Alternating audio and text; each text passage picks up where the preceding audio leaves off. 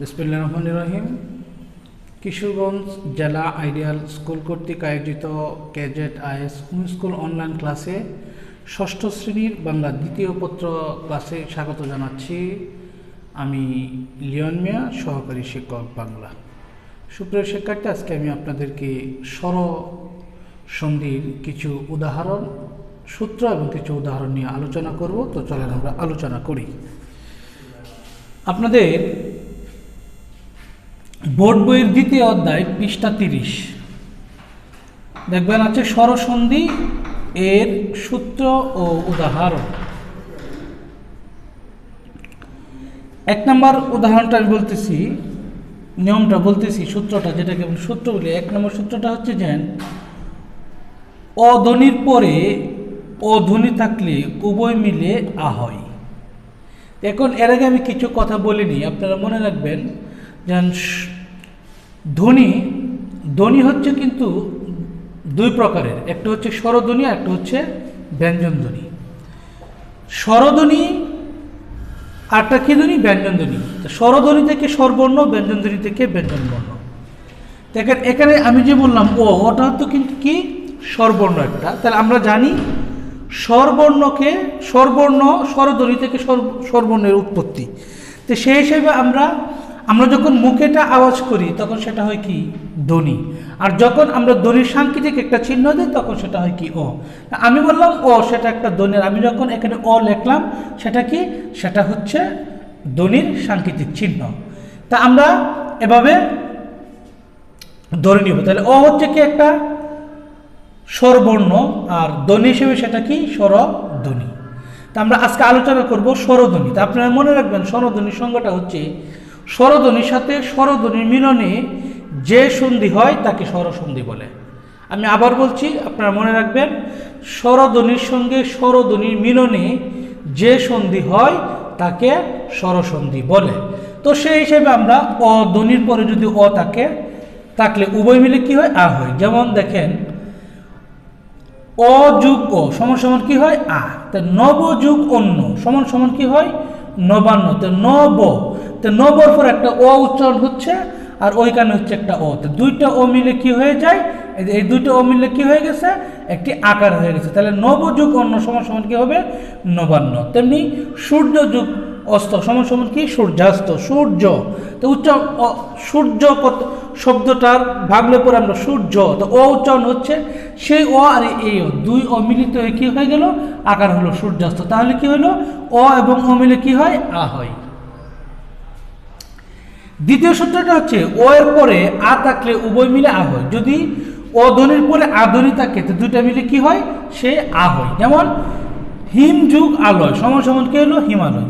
হিম, তো এখানে আর এখানে আ, হিম, তো এখানে এবং এ আ, দুই এবং এ আ মিলে কি হয়ে গেছে? দেখেন এখানে এবং আ, এবং আ মিলে কি আ হয়। তাহলে এখন হিম, এবং এ আ, এবং আ মিলে কি হয়ে গেল?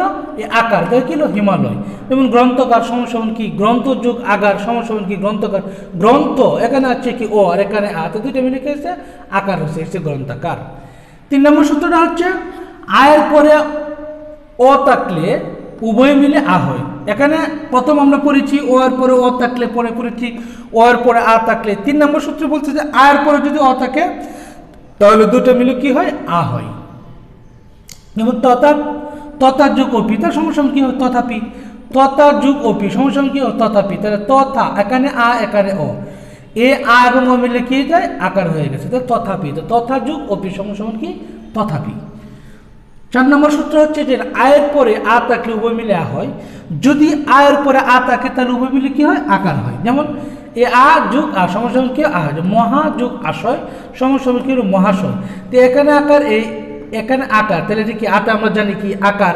তাহলে মহা, দেখেন এখানে আ এখানে আ, দুই আ মিলে কি হয়ে গেছে? আকার হয়ে গেছে মহাশয়। ঠিক তেমনিভাবে আমি পরের সূত্রগুলো লিখেছি পুরো না লিখে সংক্ষেপে। যেমন ইয়ের পরে যদি থেকে তাহলে সমান কি হবে? দীর্ঘিকার হবে।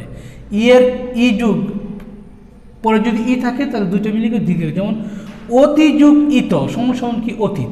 অতীত এখানে উচ্চারণ, এখানে দুই মিলে কি হয়ে গেছে দীর্ঘিকার হয়ে গেছে। রবি যুগ ইন্দ্র সমান সমান কি রবীন্দ্র, এখানে ঋষিকার এখানে রস্যই, তো ঋষিকারতে আমরা জানি রস্যইতে ঋষিকার, তো এই রস্যই এবং এই ঋষি দুই ঋষি মিলে কি হলো দীর্ঘিকার হলো। তেমনিভাবে 6 নম্বর সূত্র হচ্ছে রস্যইকারের পরে যদি দীর্ঘিকার থাকে তাহলে কি হয় দীর্ঘিকার হয়, যেমন পরিযোগিকা পরীক্ষা থাকে, এখানে রস্যই এবং দীর্ঘ দুইটা মিলে গিয়েছে দীর্ঘিকার হয়েছে। 7 নম্বর সূত্র হচ্ছে দীর্ঘিকার যুগ রস্যই সমস্যা কি দীর্ঘিকার, যেমন সুতি যুগ ইন্দ্র সুতীন্দ্র।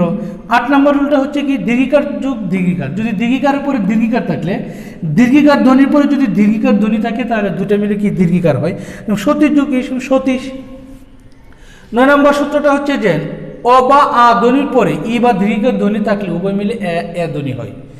যদি অ বা আ দুটাতে যে কোনো একটার পরে যদি হ্রস্ব ই বা দীর্ঘ ই যে কোনো একটা থাকলে দুইটা মিলে কি হয়ে যায় একার হয়ে যায়।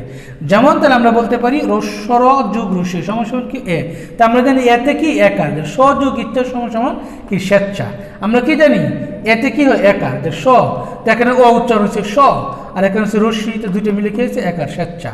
এবং শুভেচ্ছা শুভ যুগ ইচ্ছা সমান সমান কি শুভেচ্ছা। 10 নম্বর সূত্রটা হচ্ছে অ যুগ দীর্ঘিকার দুইটা মিলে কি হয় একার, যেমন অপযুগ ইকার সমান সমান কি অপেক্ষা। 11 নম্বর সূত্রটা হচ্ছে আ যুগ রস্যই, তা আর পরে যদি রস্যইকার থাকে আ ধ্বনির পরে রস্যইকার ধ্বনি থাকলে কি হবে একার হবে, যেমন যথাযুগ ইচ্ছা যথেচ্ছা। 12 নম্বর সূত্রটা হচ্ছে আ যুগ দীর্ঘিকার, দুইটা মিলে আর ধ্বনির পরে যদি দীর্ঘিকার ধ্বনি থাকে দুইটা মিলে কি হয় একার হয়, যেমন মহাযুগ ই সমান সমান কি মহেশ। সুপ্রিয় শিক্ষার্থী, আপনারা এই সূত্রগুলো ভালো করে পড়বেন। আপনাদের আমি বলে দিয়েছি যে বোর্ড বইয়ের 30 পৃষ্ঠায় স্বরধ্বনি এর সূত্র উদাহরণ, এই আমরা জানি স্বরসন্ধিটা খুবই ইম্পর্টেন্ট, খুব গুরুত্বপূর্ণ, এই জন্য আপনারা স্বরসন্ধি এর এই উদাহরণগুলো আপনারা ভালো করে মুখস্থ করবেন এবং এই সূত্রগুলো আপনাদেরকে আমি বাড়ির কাজ দিয়ে দিচ্ছি আগামী শনিবার এসে আপনারা এই সূত্রগুলো ভালো করে শিখে SW করে স্কুল ক্যাম্পাসে জমা দিয়ে দেবেন। সে পর্যন্ত আপনারা ভালো থাকেন সুস্থ থাকেন, আল্লাহ হাফেজ।